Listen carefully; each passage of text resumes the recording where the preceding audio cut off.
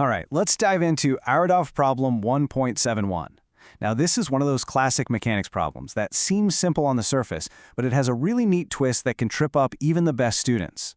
We're going to walk through it step by step so you can see exactly how to tackle it.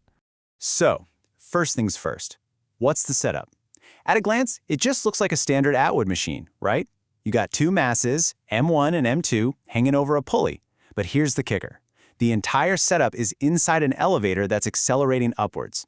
And that one little detail, well, it changes absolutely everything. And that right there is the heart of the challenge. Because the elevator is accelerating up with this acceleration we're calling W0, it's what we physicists call a non-inertial reference frame. What does that mean for us? It means that good old F equals ma, well, it doesn't quite work in its simple form if we're standing inside that elevator.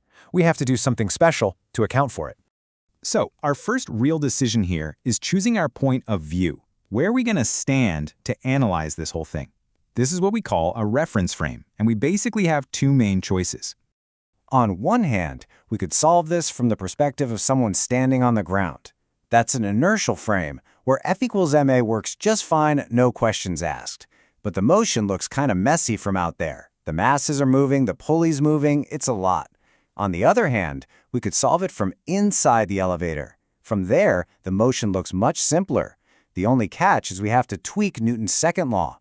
We're actually going to pick the elevator's frame because it's the perfect way to learn about a really powerful, though sometimes tricky idea.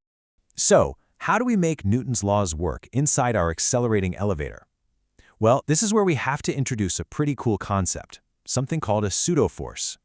Now, a pseudo-force isn't a real force in the same way gravity or tension are. You can't trace it back to some physical object pushing or pulling. It's more of a phantom force. It's a mathematical tool we invent to make the physics work out correctly when our viewpoint itself is accelerating. And here's the rule. It always points in the direction opposite to the frame's acceleration. So since our elevator goes up, the pseudo-force will point down.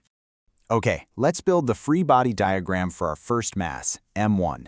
First, the easy stuff, the real forces. We've got gravity, M1g, pulling straight down, and we have the tension from the string, T, pulling straight up. Now for the most important step. Because we're in that accelerating elevator, we have to add our pseudo-force. It's equal to the mass, M1, times the acceleration of the frame, W0, and it acts in the opposite direction, so downwards. And for the second mass, M2, we do the exact same thing. We've got gravity down, tension up, and once again that pseudo-force, M2 times W0, also pointing down. Now this is a super common place to make a mistake, so listen up. Every single object inside that accelerating frame feels this pseudo-force. You can't forget to add it to all the bodies in your system. Great!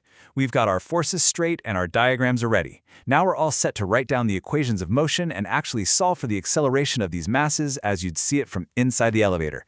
It's time to do some math.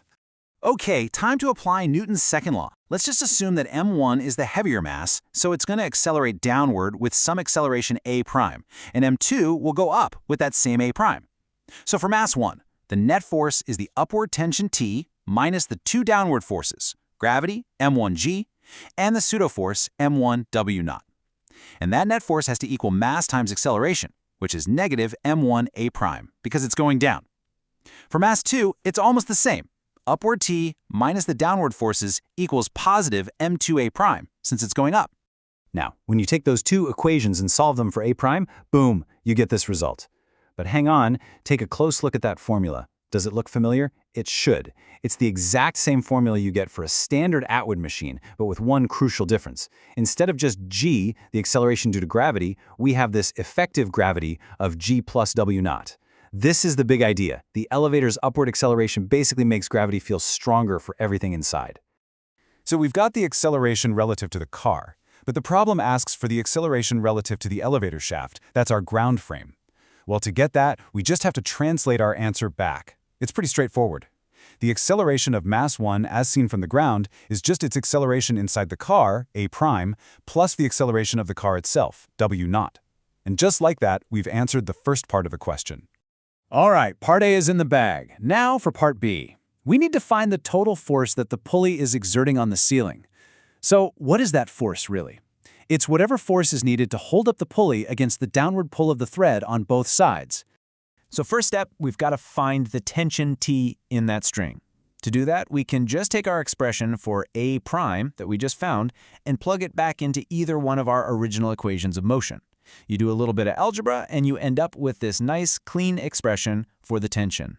Now think about it. The pulley is being pulled down by the thread on the left side and by the thread on the right side, so the total downward force it feels is just 2 times the tension, 2T. That means the force it exerts upward on the ceiling must be equal to 2T. We just plug in our formula for T, and there we have it, our final answer. We solved the problem, and that's great, but the real goal here is to get the problem-solving method down. So let's just quickly summarize the key steps into a little checklist that you can use for any problem that throws a non-inertial frame at you. First, and this is non-negotiable, you have to consciously choose your frame of reference. Then, if you realize that frame is accelerating, a little alarm should go off in your head that says pseudo-force. You're going to add that pseudo-force to every object, and it's always opposite to the frame's acceleration. Then you just draw your free body diagrams, apply F equals ma like you always do, and if the question requires it, don't forget to translate your answer back to the ground frame at the very end. If you follow these steps, you'll be able to handle these problems, no sweat. And to wrap things up, I want to leave you with a little thought experiment. What would happen if the elevator was still moving up, but at a constant velocity? What does constant velocity mean for its acceleration? Why not? And what would that do to our effective gravity? Give that some thought. We'll see you in the next explainer.